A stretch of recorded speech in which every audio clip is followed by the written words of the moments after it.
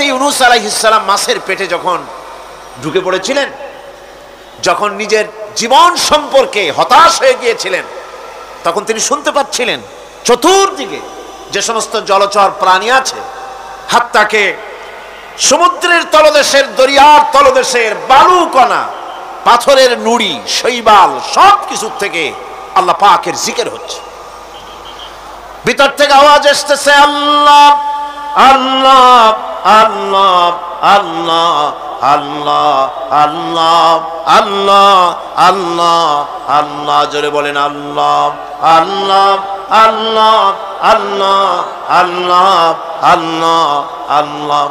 হযরত ইউনূস আলাইহিস সালাম তখন বললেন, লা ইলাহা ইল্লা আনতা সুবহানাকা ইন্নী কুনতু মিনাজ জালিমিন।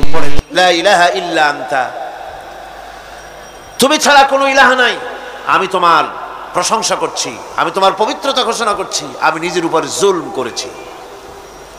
গাছপালা, তরুলতা সব তাসবিহ পড়ছে, জিকির করছে কার? আল্লাহ পাক। এই জন্য রাসূল কারীম সাল্লাল্লাহু আলাইহি ওয়াসাল্লাম বলেছেন, গাছের পাতাটিও ছিল না, প্রয়োজন হলে গাছটা কেটে ফেলো, কিন্তু বিনা প্রয়োজনে গাছের পাতাও ছিল না, কারণ গাছের পাতা আল্লাহ পাকের জিকির করছে। কার জিকির করে? গাছপালা, তরুলতা, কীট পতঙ্গ সব আল্লাহ পাকের তাসবিহ করছে, জিকির করছে। কোরআনে কারীম বলছে, ওয়ালিল্লাহি মুলকুস সামাওয়াতি ওয়াল আরদি ওয়া ইলাল্লাহিল মাসির। আকাশ মণ্ডল এবং জমিনের বাদশাহী আল্লাহ পাকের, এবং তারই কাছে আমাদের সকলকে ফিরে যেতে হবে। মালিক হচ্ছেন তিনি, আর তার তাসবিহ আকাশ জমিন, যা দেখতে পাই যা দেখতে পাই না, এর মধ্যস্থিত যা কিছু আছে সব কিছুই আল্লাহ পাকের তাসবিহ গুণকীর্তনে সব নিরত আছে। অন্য আয়াতে আল্লাহ পাক বলেন, ওয়ালাহু মান ফিস সামাওয়াতি ওয়াল আরদি কুল্লুন লাহু কানিতুন। আসমান এবং জমিনে যা আছে তা সবই আল্লাহর নির্দেশের সামনে মাথা নত করে দিয়েছে। শুধু তাই নয়, আশ-শামসু ওয়াল কমারু বিহুসবানিন ওয়ান নাজমু ওয়াশ-শাজারু ইয়াসজুদান। সূর্য এবং চন্দ্র হিসাব অনুযায়ী আবর্তিত হচ্ছে, এবং বৃক্ষ এবং নক্ষত্ররাজি সেজদায় রত হয়ে আছে। সব আল্লাহ পাকের সামনে মাথা নত করে দিয়েছে। এই ইবাদত, তাসবিহ, আজ্ঞা অনুবর্তিতা, নিয়মানুবর্তিতা, সচেতনতা, সকল কিছু সকলেই মিলে আল্লাহ পাকের একটি ধূলিকণা থেকে শুরু করে পাহাড় পর্বত পর্যন্ত সব আল্লাহর নিয়ম কানুন মেনেই চলছে। আপনি দেখতে পাচ্ছেন সমুদ্রে যে জোয়ার এবং ভাটা হয়, কার নির্দেশে হয়? কার নির্দেশে হয়? আরো লক্ষ্য করুন, সমুদ্রের পানি লবণাক্ত, এই নোনা পানি, সমুদ্রের নোনা পানিগুলি পদ্মা, মেঘনা, যমুনা, ব্রহ্মপুত্র, শীতলক্ষা, সুরমা, এসব মিষ্টি পানির ভিতরে জ্বরের টানে লবণাক্ত পানিগুলি ঢুকে যায়। আবার ভাটির টানে মিষ্টি এলাকার পানিগুলি সব গিয়ে সমুদ্রের মধ্যে নোনা পানির মধ্যে চলে যায়। মাঝখানে কোনো পার্টিশন নাই, মাঝখানে কোনো হেজাব নাই, কোনো বেড়া নাই, বাদ নাই, অথচ নোনা পানি মিষ্টি পানির ভিতরে গিয়ে মিষ্টি পানিরে নোনা বানায় না, নোনা পানি মিষ্টি এলাকায় গিয়ে মিষ্টি পানিরে নোনা বানাইতে পারে না। এই যে আল্লাহ পাকের হুকুম মেনে সব চলতেছে, জোয়ার ভাটাগুলি হতেছে, রাত আর দিন চলতেছে। রাত 12টার সময় সূর্য এসে বলে না, রাত সর, আমি এখন দিন বানায় ভালাবো। বেলা 12টার সময় রাতের আগমন ঘটতে পারে না। লাশ-শামসু ইয়ামবাগি লাহা আন তুদরিকাল কমারা ওয়ালাল লাইলু সাবিকুন নাহার ওয়া কুল্লুন ফি ফালাকি ইয়াসবাহুন। সূর্য চাঁদকে অতিক্রম করতে পারে না, চাঁদ সূর্যকে অতিক্রম করতে পারে না, কারোর সঙ্গে কারো বাধা হয় না, টক্কর লাগে না। সব আল্লাহ পাকের হুকুম মেনে ইলা আজালিম মুসাম্মা, নির্ধারিত সময় পর্যন্ত সবাই যাতায়াত করবে। শুধু তাই নয়, আল্লাহ পাকের এক বিরাট সিস্টেম, এক বিরাট কুদরতের মাধ্যমে গোটা পৃথিবী চলছে, এর কোনো পরিবর্তন হবে না। নারকেল গাছে কোনোদিন বেল হবে না, বেল গাছে কোনোদিন তাল হবে না, কাঁঠাল গাছে কোনোদিন খেজুর হবে না, আবার খেজুর গাছে কোনোদিন লিচু হবে না। হবে নাকি? ওয়ালান তাজিদা লিসুন্নাতিল্লাহি তাবদীলা। আমার প্রকৃতির আইনের মধ্যে, আমার ল অফ নেচারের ভেতরে কোনো পরিবর্তন হবে না, সবগুলি আমার আইন মানতে হবে। এখন হতে পারে এমন যে ব্যক্তি আল্লাহরে মানে না, ব্যক্তি বোঝেন না নাকি বোঝেন না, একটা মানুষ আল্লাহরে মানে না, ও না মানতে পারে যে জিহ্বাটে দিয়া বলে দেয়ার ইজ নো গড, স্রষ্টা বলতে কেউ নাই, যে জিহ্বাটে দিয়া বলে সে জিহ্বা হুকুম মানে কার? আল্লাহ পাকের হুকুম মানে। কিরকম? জিহ্বার উপরে যদি তিতা রাখা আপনি বলেন তিতা থুইছি তাতে কি হয়েছে, খবরদার তিতার টেস্ট নিবি না, তিতা টক এই টেস্ট নিতে পারবি না, আপনার কথা জিহ্বা শুনবে? শুনবে না। ওর উপরে যে নির্দেশটা আছে সেই নির্দেশ অনুযায়ী সে কাজ করবে। টয়লেটে গিয়ে আপনি না কেড়ে কবেন যে খবরদার, আমি একটা বিরাট অফিসার, অনেক টাকা পয়সার মালিক, অথবা বিরাট একটা মন্ত্রী টন্ত্রী কিছু একটা, সবাই আমার হুকুম মানে, তোকেও মানতে হবে, খবরদার দুর্গন্ধ যেন নাকের মধ্যে না ঢোকে, নাক আমি চাবি ধরতে পারবো না। শুনবে না কে? শুনবে না। নাক হোক, কান হোক, চোখ হোক, মুখ হোক, প্রত্যেকটা অঙ্গ প্রত্যঙ্গ এগুলি সব হুকুম মানে কার? হতে পারে ব্যক্তি আল্লাহরে অস্বীকার করে বসলো, আল্লাহকে বললো যে আল্লাহ নাই, সব এমনি এমনি হয়, এর কপাল পড়ার লক্ষণ। কিসের লক্ষণ? কপাল পড়ার লক্ষণ। সব বোঝে, একটা মাইক দেখলে কয় যে না কেউ এটারে বানাইছে। এই যে একটা ভিডিও ক্যামেরা, এটারে কেউ দেখলে বলবে যে কয়েকজন আলেমে মিলে ফু দিছে আর অমনি একটা মাইক হয়ে কি বল ক্যামেরা হয়ে গেছে, বলবে কেউ? কোনো পাগলেও কবে? এই প্যান্ডেলটা দেখে কি মনে হবে? 4-5 জন পিসা বাইসিয়া কোচার কোণে দাঁড়াইয়া ফু দিছে, সাথে সাথে প্যান্ডেল হয়ে গেছে। এটা কথা হইল? একটা ছোট্ট টেবিল, একটা চায়ের কাপ দেখলে পরে মানুষ বলে নিশ্চয়ই এটা কেউ বানাইছে।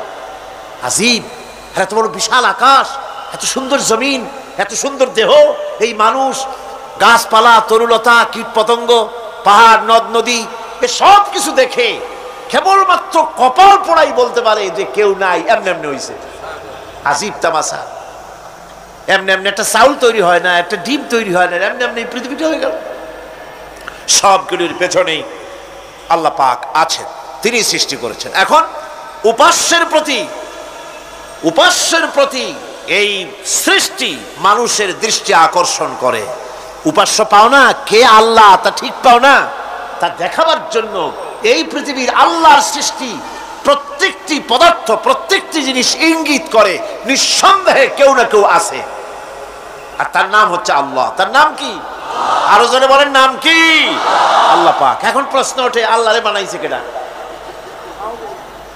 বলে তো মুরগি আগে না ডিম আগে? ডিম যদি আগে হয়ে থাকে তো ডিমটারে পারলো কে? আর মুরগি যদি আগে হয়ে থাকে কোথার থেকে মুরগি এসে উড়ে এসে জুড়ে বসলো, আইলো কই থেকে? আল্লাহ যদি একজন থেকেই থাকেন তাহলে তার স্রষ্টাকে? এই প্রশ্ন তুলেছেন বার্টন রাসেল। প্রশ্ন তুলেছে স্রষ্টার স্রষ্টাকে। তা আমি দেখলাম এক আর্মি অফিসার একটা বই লিখেছেন, আমার এত ভালো লাগলো। বইটার নাম হচ্ছে আল কোরআন দ্য চ্যালেঞ্জ, মহাকাশ পর্ব। দারুণ লিখেছেন তিনি, আপনারা যদি পান খুঁজে নিয়ে পড়বেন। সে বইয়ের শেষ ভাগে গিয়ে তিনি এটার জবাব দিয়েছেন, স্রষ্টার স্রষ্টাকে তাই তুমি তালাশ করো, কানা চায় মানে কুজো চায় শীতই শুইতে। একটা লবণ কণার দৃষ্টান্ত তিনি দিয়েছেন। একটা লবণ কণা, একটি লবণ কণার ভিতরে যতগুলি মলিকুল থাকে, একটা লবণ কণার ভিতরে যতগুলি ক্যালাস থাকে, একটা লবণ কণার ভিতরে যতগুলি উপকরণ আর উপাদান থাকে, অর্থাৎ একটা লবণ কণা যত উপকরণ যত উপাদান ধারণ করে, তার ধারণ ক্ষমতা যতখানি, এতখানি জিনিস ধারণ করতে 1000 বার্টন রাসেলের মগজের দরকার। একটা লবণ কণা, সেইটার চিন্তা করাই কঠিন। আর এত বড় মহাবিশ্ব যিনি সৃষ্টি করেছেন তার স্রষ্টাকে তালাশ করতে চাও, এটা কি স্বাভাবিক কথা? এটা পাগলের প্রশ্ন হতে পারে, এটা পাগলের প্রশ্ন হতে পারে। গ্যাগারিন টিটপ আর প্রথম মহাশূন্যচারী ছিল। গ্যাগারিন বেটা মহাশূন্য ঘুরি টুরি আসা কয় কি, কয় যে মুসলমানেরা যারে কয় আল্লাহ, হিন্দুরা যারে কয় ভগবান, খ্রিস্টানরা যারে কয় গড। মহাশূন্য এত ঘুরলাম, আল্লাহরও দেখলাম না, ভগবানেরও দেখলাম। আজীব তামাশা। তুমি তো তোমার শরীরটাই দেখো না, তোমার শরীরটাই তো তুমি দেখতে পাও না। তোমার মাথার তালুটা কেমন তা কি দেখছো কখনো? আয়না নিচের দিকে দিয়ে ঠ্যাং উপরের দিকে দিয়ে তাকাইলে যদি দেখো মাথার তালু কেমন। নিজের ঘাড় দেখো না, পিঠ দেখো না, নিজের হিপ দেখতে পারো না। আয়না টায়না সাইড পাঁচখান না নিয়ে দেখার উপায় নাই কোন জায়গায় কি আছে শরীরে। নিজের শরীরটাই দেখো না, কত বড় সাহস! এই শরীরের স্রষ্টাকে দেখতে চাও? লা তুদরিকুহুল আবসার। কোন দৃষ্টি শক্তি তাকে মুহাইয়া করতে পারবে না। তার দৃষ্টি সকলকে আয়ত্ত করবে, কিন্তু পৃথিবীর কোন দৃষ্টি শক্তি তাকে আয়ত্তের ভিতরে নিতে পারবে না। মুসা আলাইহিস সালামের মতো পয়গম্বর, তিনি বলেছিলেন রব্বি আরিনি, রব্বি আরিনি, আল্লাহ আমি তোমারে দেখতে চাই। আল্লাহ পাক বলেছেন লান তারানি, কখনোই দেখতে পারবে না। সুবহানাল্লাহ বিহামদিহি। সুতরাং এই পৃথিবীর সব কিছু ইঙ্গিত করে যে একজন আছেন। এই ফুলের সৌন্দর্য যিনি দিলেন, ফুল দেখা যায়, সৌন্দর্য দেখা যায়, কিন্তু গন্ধ দেখা যায় না। এই পানির মিষ্টতা, মিষ্টি পানি, ফুলের গন্ধ, জোনাকি পোকার আলো, এই যে সুন্দর সুন্দর জিনিস দিয়ে আল্লাহ পাক এই বিশ্বকে সজ্জিত করেছেন, এ সব কিছুই ইঙ্গিত করে নিঃসন্দেহে একজন আছেন। আর যিনি আছেন তার নাম হচ্ছে কি? আল্লাহ। জোরে বলেন তিনি কে? আল্লাহ। এখন এই স্রষ্টাকে চিনতে মানুষের বড্ড হয়রানি স্রষ্টাকে চেনার জন্য। এই স্রষ্টাকে খোঁজার জন্য, চেনার জন্য মানুষ শক্তি পূজা আরম্ভ করলো। ওই যে আমি আগে বলেছি, মানুষের মধ্যে একটা স্বাভাবিক প্রেরণা, এই কারো না কারোর সামনে মাথা নত করে দেবে।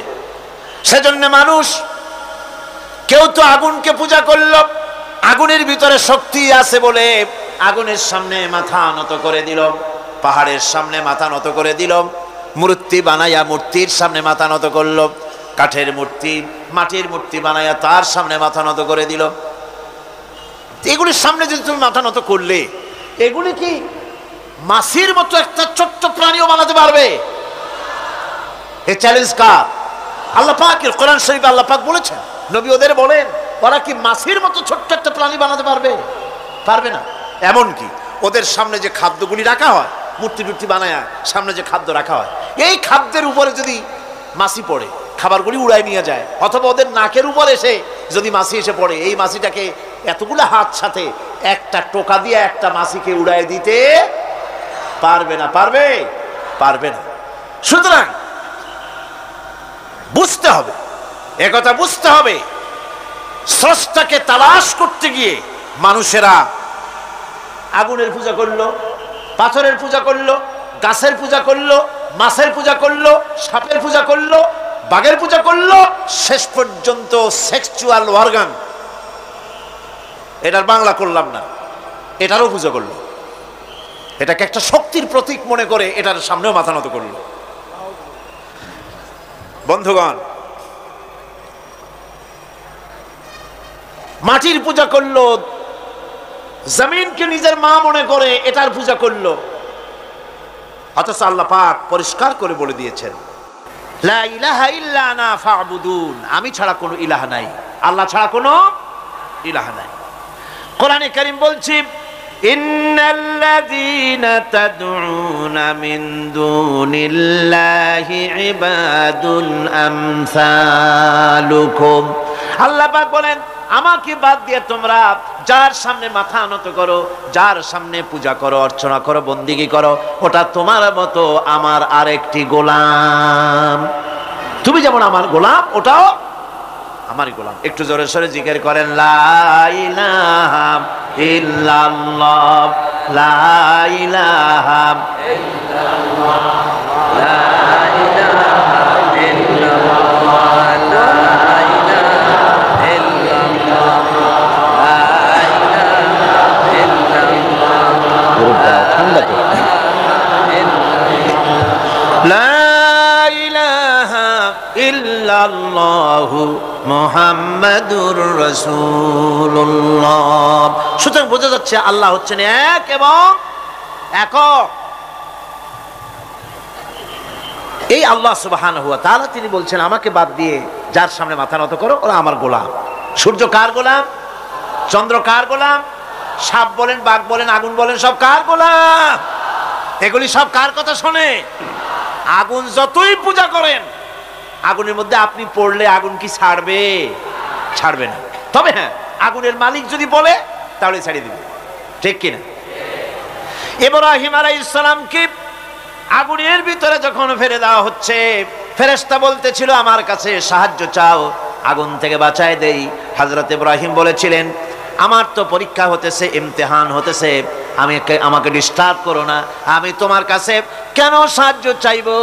আমি আগুনে পুড়লে পরে আমার মাবুদ, আমার খোদা, আমার আল্লাহ তিনি যদি খুশি হন, তাহলে আমার এমন আল্লাহকে খুশি করার জন্য 1000 বার পড়তে রাজি আছি। তোমার কাছে কেন সাহায্য চাইবো? আমি তো অন্ধ, আল্লাহর ইবাদত করি না, যিনি আমার দুঃখ দুর্দশা নিজের চোখে না দেখেন। আগুনের মধ্যে পড়ে গেলেন, আল্লাহ পাক আগুনকে অর্ডার করে দিলেন, ইয়া নারু কুনি বারদাও ওয়া সালামান আলা ইব্রাহিম। আগুন আমার ইব্রাহিমের জন্য ঠান্ডা হয়ে যা, শান্তিদায়ক ঠান্ডা হয়ে যা। তাহলে দেখা গেল আগুনের মালিক হচ্ছেন আল্লাহ পাক। আল্লাহ পাক আজও যদি কোনো পূজা করা রাখবেন আগুনের, আগুনের পূজা করা তো হারাম। আগুন হচ্ছে আল্লাহর গোলাম, আল্লাহর সৃষ্টি, এটা হচ্ছে মাখলুক, আল্লাহ হচ্ছেন খালিক। বিশ্ব কবি, কবি সম্রাট আল্লামা ডক্টর ইকবাল কি সুন্দর করে বলেছেন, আজ ভি হো জো ইব্রাহিম কা ইমা पैदा, आज भी हो जो इब्राहिम का ईमान पैदा, आ कर सकती है एक अंदाज गुलिस्तान पैदा। ইব্রাহিমের ঈমান যদি আজও কোথাও হয় বিদ্যমান, করতে পারেন অগ্নিকুণ্ডে খুবসুরত এক গুলিস্তান। এখনো যদি ইব্রাহিমের ঈমান যদি কারো মধ্যে জাগ্রত হয় আর তাকে যদি আগুনে ভালানো হয়, সে আল্লাহ আজও আছেন না নাই? আছে কিনা? আল্লাহু লা ইলাহা ইল্লা হুয়াল হাইয়ুল কাইয়্যুম। পড়েন সবাই, আল্লাহু লা ইলাহা ইল্লা হুয়াল হাইয়ুল কাইয়্যুম। তিনি সদা জাগ্রত, তিনি চিরঞ্জীব। সুতরাং মহান শক্তিধর আল্লাহ পাক, তার হচ্ছে সব গোলাম। তুমি গোলাম হইয়া আর এক গোলামের কাছে হাত পাতো, সে তোমারে কিচ্ছু দিতে পারবে না। আমি দৃষ্টান্ত দিতে গিয়ে বলি, একজন ভিক্ষুক সে যদি আর একজন ভিক্ষুকের কাছে গিয়ে বলে ভাই আমারে 10টা টাকা দাও, সে 10 টাকা পাবে কই? সারাদিন খয়রাত করিয়া পাইছে মোটে 5 টাকা, তোমারে তো 10 টাকা দিতে পারবে না। ও ভিক্ষুক, তুমিও ভিক্ষুক। সুতরাং গোটা বিশ্ববাসী হচ্ছে আল্লাহ পাকের কাছে ভিক্ষুক। সবগুলি কি ভিক্ষুক? প্রধানমন্ত্রী হোক, প্রেসিডেন্ট হোক, প্রধান সেনাপতি হোক, আল্লাহ পাকের দরবারে এগুলি কিচ্ছুই না, গোলাম। এগুলি সব কি? গোলাম আর গোলাম। সুতরাং মাথা নত করা যাবে না কারো সামনে। এই প্রকৃতি, এই নেচার শেখাচ্ছে একজন আছেন, সেটাকে বুঝতে হবে। বোঝার জন্য আল্লাহ কি দিয়েছেন? কি বোঝার জন্য আল্লাহ পাক মানুষকে ব্রেইন দিয়েছেন, বিবেক দিয়েছেন। শোনার জন্য কান দিয়েছে, দেখার জন্য চোখ দিয়েছে। আল্লাহ পাক বলছেন, লাহুম কুলুবুন লা ইয়াফকাহুনা বিহা ওয়া লাহুম আয়ুনুন লা ইউবসিরুনা বিহা ওয়া লাহুম আযানুন লা ইয়াসমাউনা বিহা উলাইকা কাল আনআম বাল হুম আযাল উলাইকা হুমুল গাফিলুন। আমি যাদেরকে কান দিয়েছিলাম, কলব দিয়েছিলাম, বিবেক দিয়েছিলাম, বিবেক দিয়ে সব বুঝলো, কিন্তু আমারে বুঝলো না। বিবেক দিয়া সব বুঝলো, বিবেক দিয়া সমস্ত জিনিস, নিজের স্বার্থের জিনিসগুলি বুঝলো, কিন্তু আল্লাহকে বুঝলো না। কান দিয়েছিলাম শোনার জন্য, গান শুনলো, বাজে কথা শুনলো, সব শুনলো, কিন্তু হকের দাওয়াত তার কানের মধ্যে ঢুকলো না, হক বুঝলো না, হক শুনলো না, হক দেখলো না, সত্যকে চিনতে পারলো না। আল্লাহ পাক বলেন উলাইকা কাল আনআম, এরা হলো চতুষ্পদ জানোয়ার, জানোয়ার পশু। আল্লাহ কয় না খালি পশু কইলে সারে না, বালহুম আদাল, একেবারে পশুর চাইতেও নিকৃষ্ট। কারণ কি? কারণ হলো পশু অবিশ্বাসী নয়, পশু অবিশ্বাসী নয়, পশু কাফের নয়, পশু মুশরিক নয়, পশু মুরতাদ নয়, পশু নাস্তিক নয়, ঠিক কিনা? সুতরাং পশুর চাইতেও খারাপ, পশুর চাইতেও খারাপ। পশু যেটা বোঝে তাও বোঝে না। পশু তো অন্তত মালিকের আনুগত্য করে, তার কথা শোনে, যার খায় তার কথা শোনে। কুত্তাটাও, কুকুরও যার খায় তার কথা শোনে, ঠিক কিনা গণ? অথচ যে আল্লাহ রাব্বুল আলামিন খেতে দিলেন, পড়তে দিলেন, সব কিছু দিলেন, তার ইবাদতটা বুঝতে চেষ্টা করলো না, তার ইবাদত বুঝতে চেষ্টা করলো না, তার গোলামি করতে জানলো না। সুতরাং এগুলি হচ্ছে উলাইকা কাল আনআম, এগুলি চতুষ্পদ জন্তু এবং জানোয়ারের মতো, বরং তার থেকেও নিকৃষ্ট। মানুষকে আল্লাহ পাক জ্ঞান দিয়েছিলেন, সেই জ্ঞান দিয়ে সে দূরবীন আবিষ্কার করলো, জ্ঞান দিয়ে দূরবীন আবিষ্কার করলো যাতে করে শকুনের চাইতেও তীক্ষ্ণ দৃষ্টি সম্পন্ন হয়। সে গাড়ি আবিষ্কার করলো যাতে করে চিতাবাঘের চাইতেও বেশি দৌড়াইতে পারে।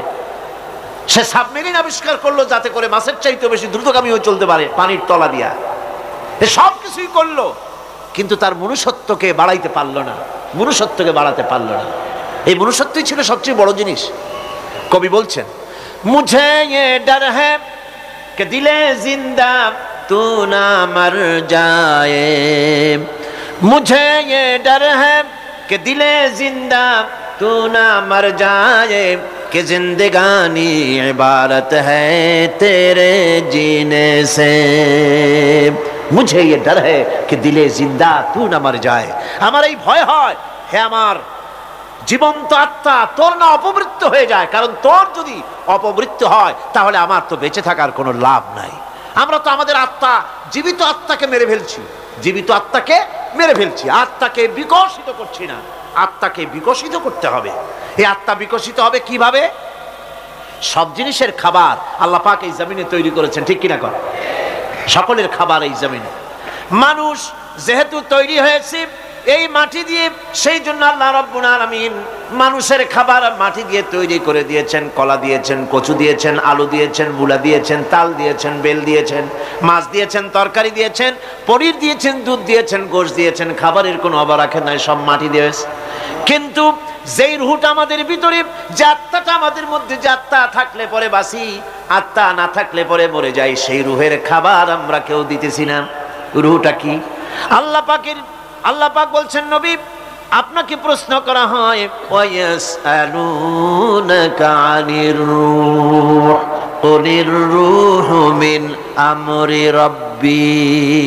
নবী হে, প্রশ্ন করা হয় রূহ কি জিনিস? এর জবাব হচ্ছে এই বলে দিন, রূহ হচ্ছে আল্লাহর একটু অর্ডার, একটু হুকুম তোমার ভিতরে কাজ করছে। ওই রূহেরও কিছু খাবার আছে, ওই রূহেরও কিছু খাবার আছে। সেই রূহকে খাবার জমিনে তৈরি হবে না। রুহ গোশত খাবে না, পনির খাবে না, দুধ খাবে না, সর খাবে না, ফল খাবে না, কি খাবে? রুহের খাবার। যেহেতু রুহ এই পৃথিবীতে তৈরি হয় নাই, রুহ এসেছে আলমে আরওয়াহ থেকে, সেজন্য রব্বুল আলামিন রুহের খাবার পাঠিয়েছেন লৌহ মাহফুজ থেকে।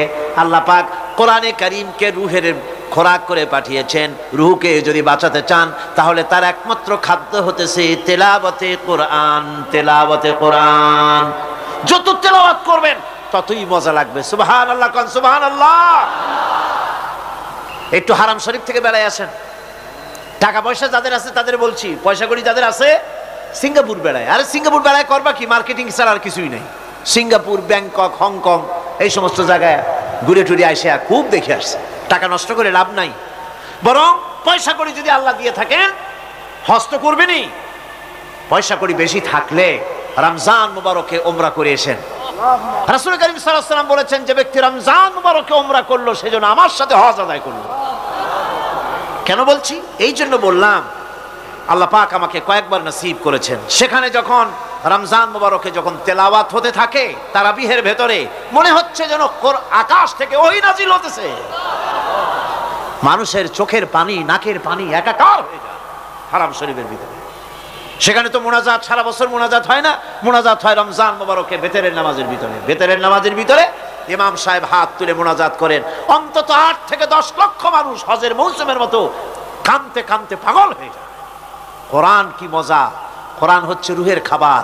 আমরা তো রুহের খাওয়াই না, ঘোড়ার উপরে চড়ি, গাধার উপরে চড়ি, ঘোড়ারে গাধারে জন্মের মতো মোটেই খাইতে দেই না, নিজে খাই জন্মের মতো, খাইয়া ঘোড়ারে খাইতে দেওয়া হয় না, গাধারে খাইতে দেওয়া হয় না। ফলে ওর উপরে যখন সওয়ার হয় তখন ঘোড়া গাধা না খাইতে খাইতে একদিন 4 ঠ্যাং 4 দিকে দিয়া জায়গায় সিটে মরা ছাড়া আর কোনো পথ থাকে না।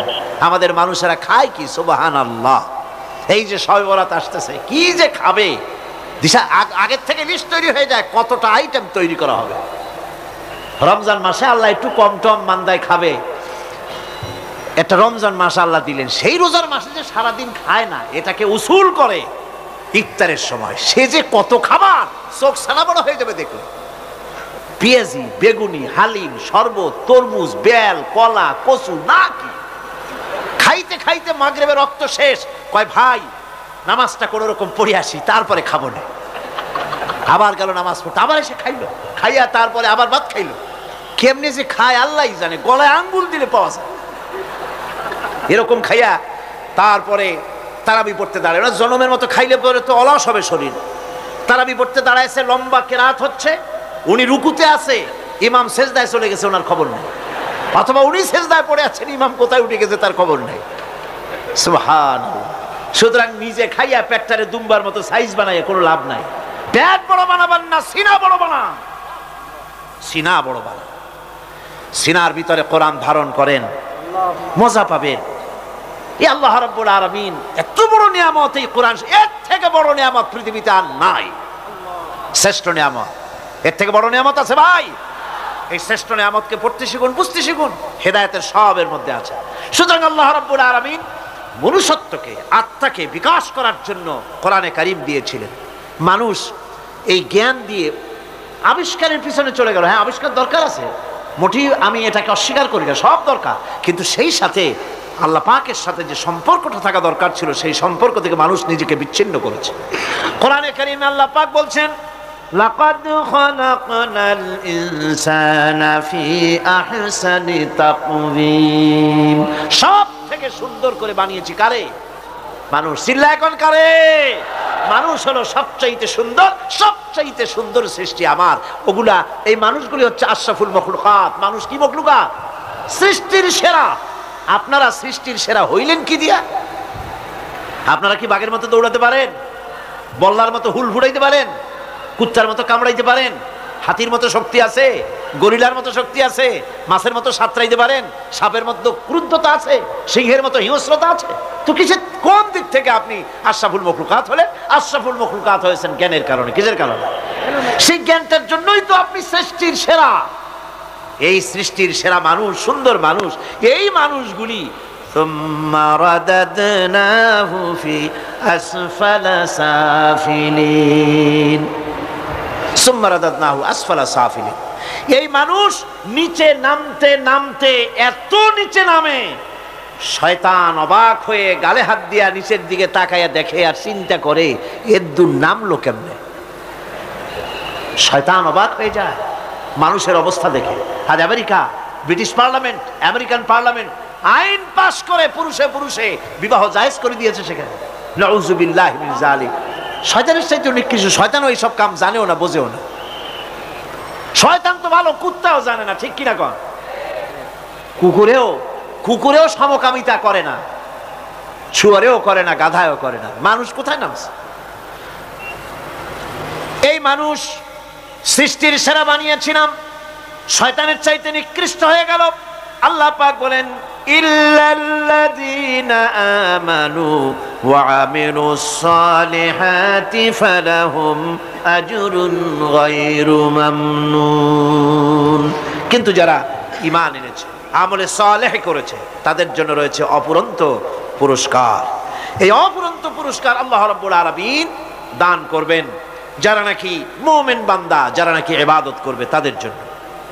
এখন আমি আপনাদেরকে বলতেছিলাম যে ইবাদত গোলামি অর্থে, এর গোলামির পূর্ণ অর্থ সেটা হচ্ছে যে ব্যক্তি, পরিবার, সমাজ ও রাষ্ট্র জীবনের সকল ক্ষেত্রে গোলামি করতে হবে কার? আল্লাহ পাকের। এই ইবাদত শব্দটাকে কোরআনে কারিমে কয়েকটা অর্থে ব্যবহার করা হয়েছে, সে অর্থগুলি আমাদের জানা দরকার। যেমন ইবাদত এবং দাসত্ব অর্থে আল্লাহ পাক বলছেন, ثم أرسلنا موسى وأخاه هارون بآياتنا وسلطان مبين। অতঃপর মূসা এবং তার ভাই হারুনকে আমার নিদর্শন দিয়ে তাদেরকে সুস্পষ্ট রূপে প্রমাণ সহ ফেরাউন এবং তার সভাসদের কাছে আমি পাঠিয়ে দিলাম। তারা যখন তাদের কাছে গিয়ে দ্বীনের দাওয়াত দিল তখন তারা কি বলল? ফাকালু আনুমিনু লিবাশারাইনি মিসলিনা ওয়া কওমুহুমা লানা আবিদুন। আমি যখন তাদেরকে পাঠালাম, তারা যখন দ্বীনের দাওয়াত দিলেন, ইবাদতের দাওয়াত দিলেন, তখন তারা বলল, আমরা কি এমন আমাদেরই মতো দুজন মানুষের আনুগত্য করব? এখানে আবিদুন অর্থাৎ দাসত্ব, আমরা কি তার দাসত্ব করব? এই দাসত্ব একমাত্র আল্লাহরই হতে পারে, আর কারো হতে পারে না। সেজন্য কোরআনে কারীম অন্যত্র বলছে, ইয়া আইয়ুহাল্লাযীনা আমানু কুলু মিন তাইয়্যিবাতি মা রাযাকনাকুম ওয়াশকুরু লিল্লাহি ইন কুনতুম ইয়্যাহু তা'বুদুন। হে ঈমানদারেরা, তোমরা যদি আমার ইবাদত করো তবে আমি তোমাদেরকে যে সব পবিত্র জিনিস দান করেছি তা খাও এবং আল্লাহর শুকর আদায় করো। তো ইবাদত আল্লাহ পাকের করলে আল্লাহ পাক তাদেরকে খেতে দিবেন, পড়তে দিবেন, সব কিছু আল্লাহ পাক করে দিবেন।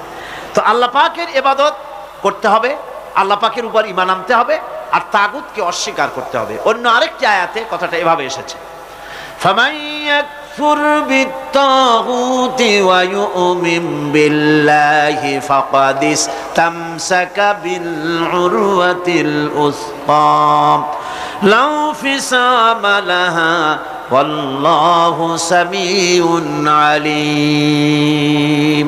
ফামান ইয়াকফুর বিত্তাগুত, যে ব্যক্তি তাগুতকে অস্বীকার করলো, ওয়া ইউমিন বিল্লাহ এবং আল্লাহর উপর ঈমান এনেছে, ফাকাদ ইসতামসাকা বিল উরওয়াতিল উসকা, সে এমন এক মহান অবলম্বন ধারণ করলো যে কোনো জিনিসই তাকে বিচ্ছিন্ন করে দিতে পারবে না। এমন এক মহান অবলম্বন ধারণ করেছে। সুতরাং আল্লাহর উপর ঈমান আনতে হবে, তাগুতকে অস্বীকার করতে হবে। ইবাদত জীবনের সকল ক্ষেত্রে করতে হবে কার? আল্লাহ পাক। কোরআনে কারীম বলছে, এর আগে আমি প্রথমে শুনিয়েছি, সমস্ত নবীরা, আম্বিয়া আলাইহিস সালাম, তারা তার নিজের জাতিকে গোলামির জন্য দাওয়াত দিয়েছেন। আল্লাহ পাকের বলেছেন, আমার জাতি, একমাত্র নবী মুহাম্মদ রাসূলুল্লাহ সাল্লাল্লাহু আলাইহি ওয়াসাল্লাম আমার জাতি, তিনি বলেন নাই। তাকে দিয়ে আল্লাহ পাক বলেছেন, ইয়া আইয়ুহান নাসু উবুদু রাব্বাকুমুল্লাযী খালাকাকুম ওয়াল্লাযীনা মিন ক্বাবলিকুম লাআল্লাকুম তাত্তাকুন। ইয়া আইয়ুহান নাসু উবুদু রাব্বাকুমুল্লাযী খালাকাকুম, রাব্বাকুম উবুদু রাব্বাকুম আয় আতিউ রাব্বাকুম, গোলামি করো, আনুগত্য করো, দাসত্ব করো তোমার সেই প্রভুর, সেই রবের, যিনি তোমাকে সৃষ্টি করেছেন। তার আনুগত্য জীবনের সব ক্ষেত্রে করো। এক জায়গায় করলে হবে না, সব জায়গায় করলে হবে। আগামী রাত্রিটা হচ্ছে শবে বরাত, তাই না? বোঝেন নাকি বোঝেন না? আগামী রাত্রিটাই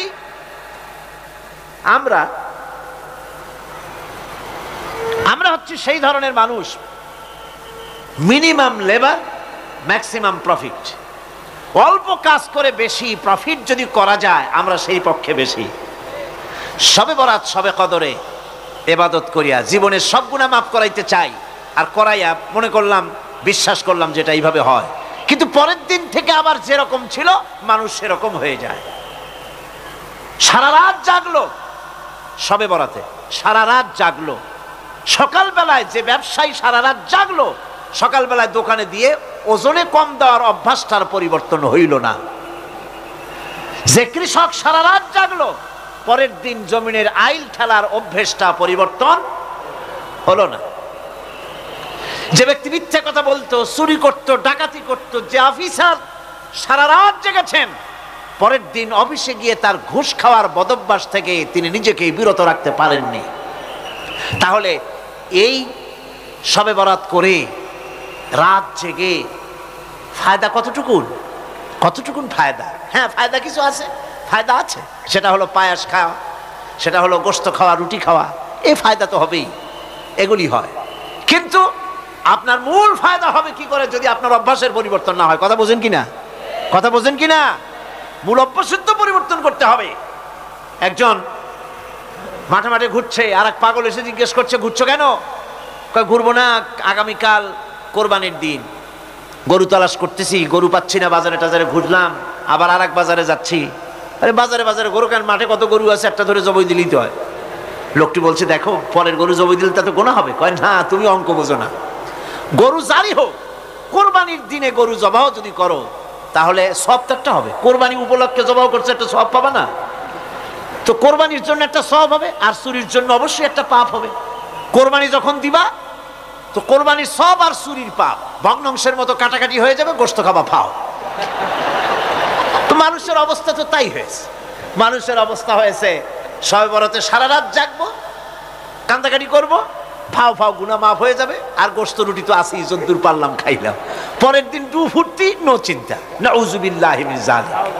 এই কান্দারও দাম নাই, আর এই ধরনের রাত জাগারও দাম নাই, এই ধরনের ইবাদত করেও দাম নাই। ইবাদতটা হচ্ছে জীবনের সব ক্ষেত্রে ইবাদত করতে হবে। ইবাদত সম্পর্কে মিস ইন্টারপ্রিটেশন যেটা এসেছে, ভুল অর্থ যেটা এসেছে, সেই ভুল অর্থের কারণে মানুষ শুধু মনে করে নামাজ, রোজা, হজ, যাকাতই শুধু ইবাদত না। ইবাদত হচ্ছে জীবনের সকল ক্ষেত্রে গোলামিটা হতে হবে আল্লাহ পাকের সব জায়গায়। পার্লামেন্টে গোলামি হবে কার? কোর্ট কাছারিতে কার? অফিস আদালতে কার? স্কুলে কলেজে কার? খেতে খামারে কার? রান্নাঘরে, নিজের ঘরে, পরিবারে, সব জায়গায় আনুগত্য কার? কেবলমাত্র আল্লাহ সুবহানাহু ওয়া তাআলার হুকুম অনুযায়ী জীবন পালন করার নামই হচ্ছে ইবাদত। এই ইবাদত, নামাজ পড়ার নাম ইবাদত, নামাজ না পড়ার নামও ইবাদত। রোজা রাখার নাম ইবাদত, রোজা না রাখাও ইবাদত।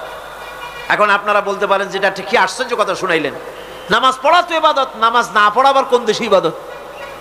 রোজা রাখা তো ইবাদত, রোজা না রাখা কোন দেশে ইবাদত? মূল কথা হচ্ছে 5 ওয়াক্ত নামাজ সময় মতো পড়বেন, তা তো আপনার ইবাদত হবে।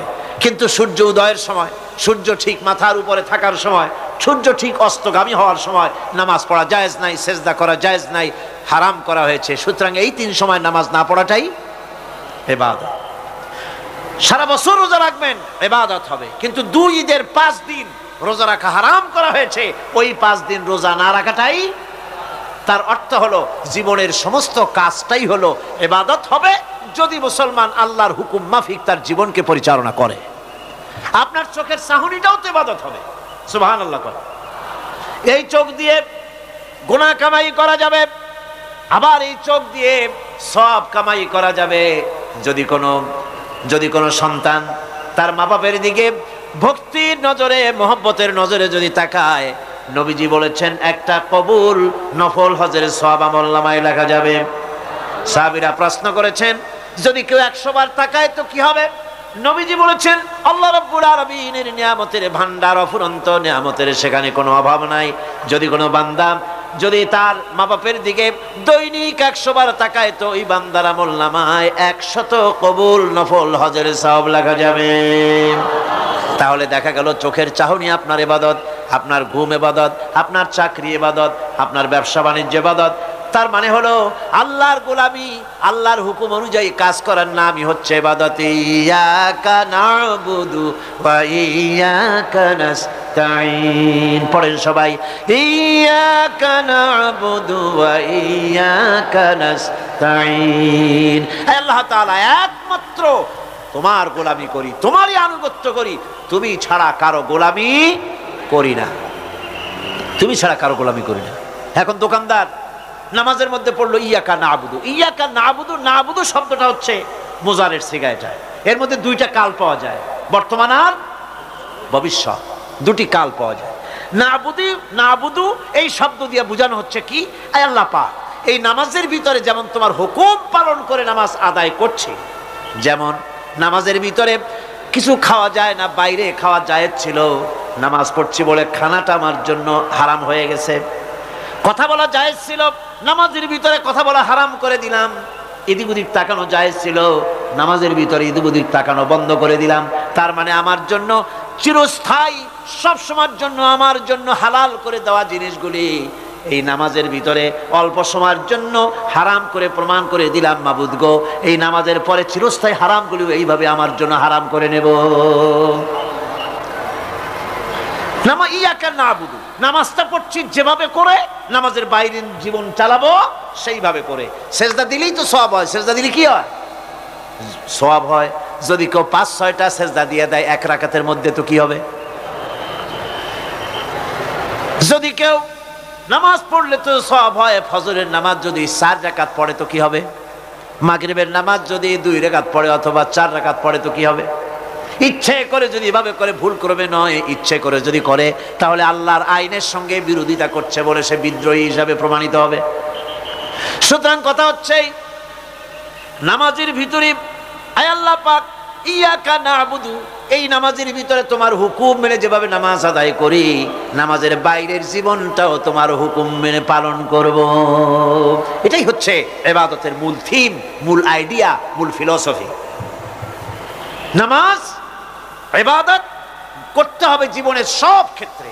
নামাজের ভিতরে বললাম ইয়াকা নাবুদু, দোকানদার, এ লোকটা কি? দোকানদার, ঘি বিক্রি করবে, ঘি আনছে দোকানে, তারপরে নামাজ পড়তে দাঁড়িয়েছে। দোকানের পেছনে ছোট্ট ঘর আছে, নামাজ পড়তে দাঁড়িয়েছে, শুরু করে দিল আল্লাহু আকবার, আলহামদুলিল্লাহি রাব্বিল আলামিন আর রহমানির রহিম মালিকি ইয়াউমিদ্দিন ইয়াকা নাবুদু ইয়াকা। তাড়াতাড়ি পড়তে হবে যেহেতু খরিদ্দার আসতেছে। খরিদ্দার ২-৪ জন ভিড় জমায়েছে, নামাজ ছেড়ে দিয়েছে। কর্মচারীকে ডাকছে, শোন ভিতরে আসলো, আমি তো কেবল খাঁটি ঘি নিয়ে আসছি, ওর মধ্যে তো ভেজাল দিই নাই, তাড়াতাড়ি করে ওর মধ্যে যা দিয়ে ভেজাল দিতে হয় ভেজাল ডাল দিয়ে ঠিক মতো দিয়া তারপরে বিক্রি করবি। ১০০ টাকা কিনছিস, ২৫০ টাকা করে বিক্রি করবি। আল্লাহু আকবার, রহমানির রহিম মালিকি ইয়াউমিদ্দিন ইয়াকা নাবুদু ওয়া ইয়্যাকা। এটা নামাজ হইল কর? এই নামাজের আল্লাহর কোনো দরকার আছে? কোনো দরকার নাই। ইবাদত তো হবে নামাজ যার হুকুমে, ব্যবসা তার হুকুমে। নামাজে সেজদা দিব যার হুকুমে, রোজা রাখবো তার হুকুমে, নামাজ পড়বো যার হুকুমে, অর্থনীতি চালাবো তার হুকুমে, নামাজ পড়বো যার হুকুমে, আমার দেশের কলকারখানা চলবে, নামাজ পড়বে যার হুকুমে, পার্লামেন্ট চলবে তার হুকুমে, নামাজ পড়বো যার হুকুমে, রাজনীতি চলবে তার হুকুমে। এর উল্টা পাল্টা যদি হয় মুসলমান মানতে পারে কখনই। সুতরাং মুসলমানকে আনুগত্যের মস্তককে অবনত করে দিতে হবে আল্লাহ পাকের সামনে। আল্লাহর সঙ্গে আর বান্দার সঙ্গে হক আছে, বান্দার উপরে আল্লাহর হক এবং আল্লাহর উপরে বান্দার হক কি, এ ব্যাপারে একটি হাদিস আপনাদেরকে শোনানো যায়। হাদিসটি হচ্ছে ওয়ান মুআজ বিন জাবাল রাদিয়াল্লাহু তাআলা আনহু قال كنت رديف النبي صلى الله عليه وسلم على حمار فقال لي يا معاذ أتدري ما حق الله على العباد وما حق العباد على الله। হযরত মুআজ বিন জাবাল রাদিয়াল্লাহু তাআলা আনহু বলেন যে আমি রাসূল করিম সাল্লাল্লাহু আলাইহি ওয়াসাল্লামের পেছনে তার গাধায় সওয়ার ছিলাম। তিনি আমাকে জিজ্ঞেস করলেন, মুআজ তুমি কি জানো বান্দার উপরে আল্লাহর হক কি এবং আল্লাহর উপরে বান্দার হক কি? তিনি বললেন, আল্লাহু ওয়া রাসূলুহু আ'লামু, আল্লাহ এবং তার রাসূল খুব ভালো করে জানেন। রাসূল করিম সাল্লাল্লাহু আলাইহি ওয়াসাল্লাম জবাব দিলেন, ক্বালা হাক্কুল্লাহি আলাল ইবাদ আন ইয়াবুদুহু ওয়া লা ইউশরিকু বিহি শাইআ ওয়া হাক্কুল ইবাদি আলাল্লাহ আন লা ইউআযযিবু মান লা ইউশরিক বিহি শাইআ। আল্লাহর নবী বলেন, বান্দার উপরে আল্লাহর উপরে বান্দার হক হতেছে, আল্লাহর উপরে বান্দার হক হতেছে বান্দা আল্লাহ পাকের ইবাদত করবে, আল্লাহর গোলামি করবে, আল্লাহর আনুগত্য করবে, দাসত্ব করবে। সেই আনুগত্য ইবাদত আর গোলামির ভিতরে কাউকে শরীক স্থাপন করবে না। বান্দার উপরে আল্লাহর হক হতেছে যেই বান্দা আল্লাহ পাকের ইবাদত করবে, গোলামি করবে, আর কোনো শিরক করবে না, কিয়ামতের দিন ওই বান্দা সম্পর্কে আল্লাহর হক হবে, বান্দাকে জাহান্নামের আগুন আল্লাহ পাক হারাম করে দিয়ে তার জান্নাত দিয়ে দিবেন। এটাই হলো বান্দার উপর আল্লাহ পাকের হক। সুতরাং ইবাদত হবে সলিড কার জন্য? আল্লাহ পাকের জন্য। জোরে বলেন কার জন্য? একমাত্র কেবলমাত্র শুধুমাত্র আল্লাহ পাকের জন্য গোলামি হবে। সেই গোলামির কথাটাই আমরা কোরআনে কারীমের মধ্যে সূরা ফাতিহায় প্রত্যেক দিন প্রতি রাকাতে আমরা পড়ি, ইয়্যাকা না'বুদু ওয়া ইয়্যাকা নাস্তাঈন। আয় আল্লাহ তাআলা, কেবলমাত্র তোমারই ইবাদত করি, কেবলমাত্র তোমারই দাসত্ব করি, আর কারো আনুগত্য দাসত্ব করি না। এই গোলামি, এই দাসত্ব আল্লাহ পাক আমাদেরকে করার তৌফিক দান করুন। আমরা বলি আমিন। আমাদের জীবনে ওঠায় বসায়, চলায় ফেরায়, বক্তৃতায়, ভাষণে, বিয়েতে, শাদীতে, আমাদের ইলেকশনে, আমাদের নির্বাচনে, আমাদের অর্থনীতিতে, রাজনীতিতে, আমাদের সমাজনীতিতে, পরিবারের নীতিতে, জীবনের সব ক্ষেত্রে আমরা গোলামি যেন করতে পারি কার? আল্লাহ পাকের। নামাজের ভিতরে যে কথাটা বলি, এই কথাটা যেন আমাদের বাস্তব জীবনে আমরা কার্যকরী করতে পারি। আল্লাহ পাক যেন তৌফিক দান করেন। মুনাজাতের জন্য দাঁড়ানো লোকেরা সব বসেন। মুনাজাত, মুনাজাত, মুনাজাত, দাঁড়ানো লোক সব বসেন। আর একটু জোরে সরে জিকির করেন, লা ইলাহা ইল্লাল্লাহ, লা ইলাহা ইল্লাল্লাহ। কয়জন?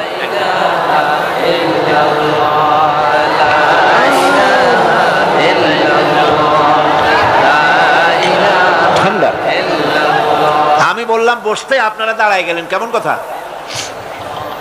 লা ইলাহা ইল্লাল্লাহু মুহাম্মাদুর রাসূলুল্লাহ। আজকে একজন মুসলমান হওয়ার জন্য এসেছেন, বলেন আলহামদুলিল্লাহ। এক ব্যক্তি মুসলমান হবেন, তারে মুসলমান বানানো হচ্ছে। মুনাজাতের জন্য দাঁড়ানো ভাইরা বসেন। আমি বসতে বলেছি, বসতে অসুবিধাটা কি? বসেন না। আর আমি আবার বলি, মুনাজাতের কথা শুনলে যারা হাঁটেন, আমার বড্ড দুঃখ হয়।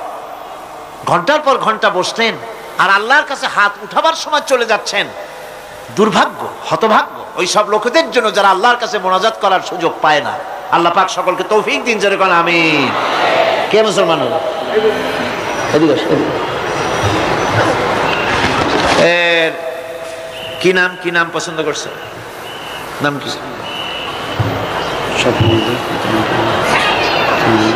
আব্দুর রহিম। এর নাম ছিল স্বপন কুমার দাস। বর্তমান নাম পছন্দ করেছে মোহাম্মদ আব্দুর রহিম। মাশাআল্লাহ। এদিকে হাত লাগবে। বিসমিল্লাহির রহমানির রহিম। বিসমিল্লাহির রহমানির রহিম। লা ইলাহা লা ইলাহা ইল্লাল্লাহু ইল্লাল্লাহু মুহাম্মাদুর রাসূলুল্লাহ। আল্লাহ ছাড়া, আল্লাহ ছাড়া কোনো ইলাহা নাই, ইলাহা নাই, মাবুদ নাই, মাবুদ নাই, উপাস্য নাই, উপাস্য নাই, মুহাম্মদ মুহাম্মদ সাল্লাল্লাহু আলাইহি ওয়াসাল্লাম আল্লাহর প্রেরিত, আল্লাহর প্রেরিত রাসূল। রাসূল। আশহাদু আন লা ইলাহা, আশহাদু আন লা ইলাহা ইল্লাল্লাহু ইল্লাল্লাহু ওয়াহদাহু ওয়াহদাহু লা শারীকা লাহু লা শারীকা লাহু ওয়া আশহাদু আন্না মুহাম্মাদান আবদুহু ওয়া রাসূলুহু।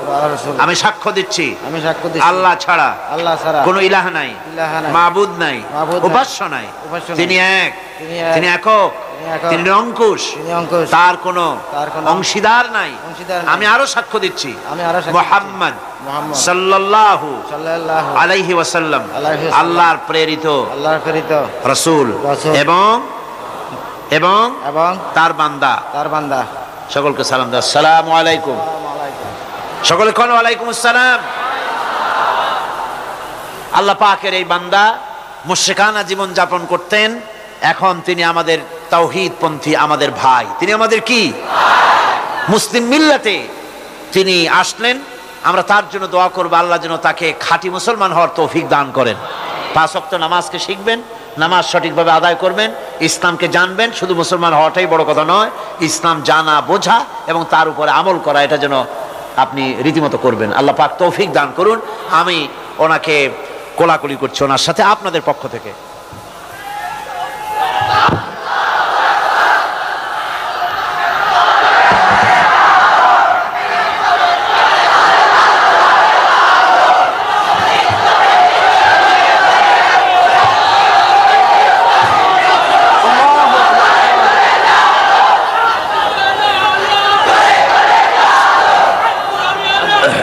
আমার বন্ধুগণ, আজকের তাফসীরুল কোরআন মাহফিলের তৃতীয় দিবস চলে গেল। আগামীকাল চতুর্থ দিবস এবং এরপরে আমাদের কাঙ্ক্ষিত পঞ্চম দিবস মুনাজাতের দিন। আগামীকাল শবে বরাত। এ উপলক্ষে আপনারা আপনাদের বন্ধু বান্ধব, আপনাদের মহিলাদেরকে নিয়ে ব্যাপক পরিমাণ লোক এখানে চলে আসুন। রব্বানা যালামনা আনফুসানা ওয়া ইন লাম তাগফির লানা ওয়া তারহামনা লানাকুনান্না মিনাল খাসিরিন। আয় আল্লাহ তাআলা, লক্ষ লক্ষ মুসলমান নিয়ে তোমার দরবারে আমরা হাত তুলেছি, তোমার বান্দা বান্দিরা মিলিতভাবে হাত তুলেছি, কোরআনে কারীমের কথা শুনছি, জিকির আজকার করেছি, তেলাওয়াত করেছি। মেহেরবানি করে সওয়াবটুকুন জনাবে মুহাম্মদ রাসূলুল্লাহ সাল্লাল্লাহু আলাইহি সাল্লামের রূহ মুবারকে পৌঁছায় দাও। রব্বুল আলামিন, আমাদের মধ্য থেকে মা বাপ যাদের দুনিয়া থেকে বিদায় হয়ে গেল, মা বাপের কবরগুলিকে জান্নাতের টুকরায় পরিণত করে দাও।